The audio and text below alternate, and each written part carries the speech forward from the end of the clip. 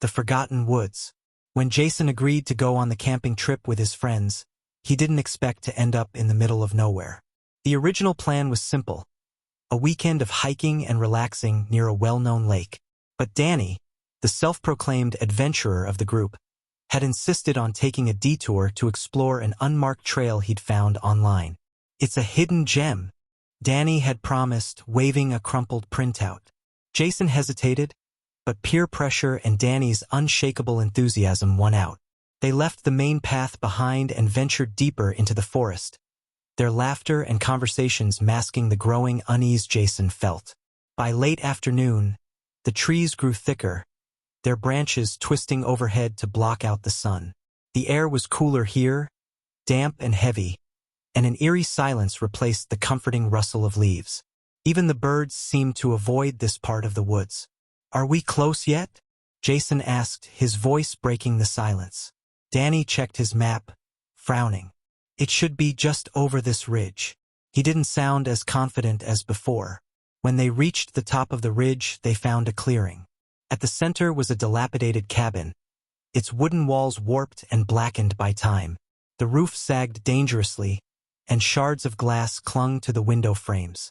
"I thought we were looking for a campsite, not a haunted house," Sarah joked, though her voice wavered. Danny grinned. "It's perfect. Let's set up camp here. It's got character." Jason hesitated, glancing at the trees. They seemed to loom closer, their gnarled branches almost reaching into the clearing. But the others had already started unpacking their gear, so he reluctantly joined them. That night, they built a fire and passed around marshmallows and drinks. The cabin stood in the background, its dark windows watching them like empty eyes. Danny, always the storyteller, began recounting ghost stories, his flashlight casting shadows on his face. "You know," he began, lowering his voice for effect, "there's a legend about these woods. They say people who come here sometimes disappear. Locals call it the Forgotten Woods because no one who's taken off trail ever finds their way back." Sarah groaned. "Classic Danny. Did you make that up?" Jason forced a laugh, but he couldn't shake the feeling they were being watched. He kept glancing toward the cabin, half expecting to see someone, or something, peering back at him. "It's just a story," Danny said, waving off their unease. But as the fire burned lower and the night deepened, even Danny grew quiet. The silence returned, oppressive and unnatural. Jason swore he heard faint whispers coming from the direction of the cabin. "Did you hear that?" he asked, but the others dismissed it. "It's the wind," Sarah said. Jason wasn't so sure. Sometime after midnight, Jason woke to the sound of footsteps crunching through the underbrush. He sat up, his heart pounding, and scanned the clearing. The fire had burned down to embers, casting faint light. The others were still asleep in their tents. He held his breath as the footsteps grew louder, then stopped just beyond the glow of the fire. "Who's there?" he called, his voice shaking. No answer. Then he saw it, a figure standing at the edge of the clearing, just beyond the firelight. It was tall and thin, its limbs unnaturally long. Jason blinked, and it was gone. The next morning, he told the others what he'd seen, but they brushed it off. "You probably dreamed it," Danny said, though his eyes darted toward the trees. They packed up and decided to leave, the eerie atmosphere too much for even Danny's adventurous spirit. But as they retraced their steps, Jason realized something was wrong. The trail they'd taken the day before was gone, replaced by dense thickets of trees. "We're lost," Sarah said, panic creeping into her voice. Danny insisted they keep moving, but no matter which direction they went, the forest seemed to close in around them. By evening, they stumbled upon the same clearing they had left hours earlier.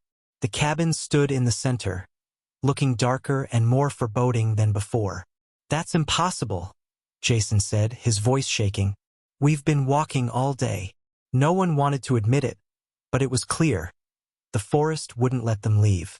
That night, the whispers returned, louder and closer. Jason lay in his tent, gripping his flashlight, unable to sleep. Around 2 a.m., he heard Sarah scream. He burst out of his tent, the beam of his flashlight cutting through the darkness. Sarah's tent was empty, her belongings scattered. "Sarah!" he shouted, but the forest swallowed his voice. Danny and the others emerged, their faces pale with fear. "We have to find her," Danny said, though he looked as terrified as Jason felt. They searched the woods until dawn, but there was no trace of Sarah. When they returned to the clearing, her tent was gone too, as if she had never been there. The cabin door, which had been closed before, now hung open. Against their better judgment, they approached. Inside, the air was freezing, and the walls were covered in strange symbols carved deep into the wood. On the floor, they found Sarah's flashlight, its beam still flickering weakly. As they backed out of the cabin, the whispers grew louder, turning into guttural, angry voices.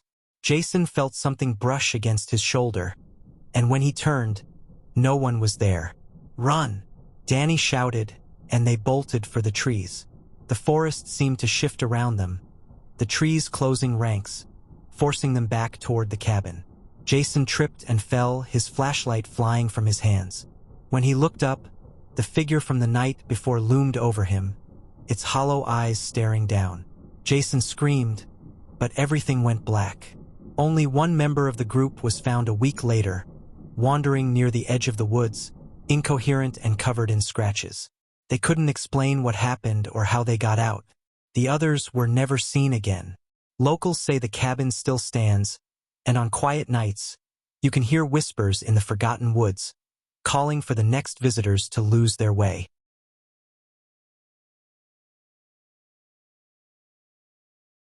Thanks for stepping into the unknown with us.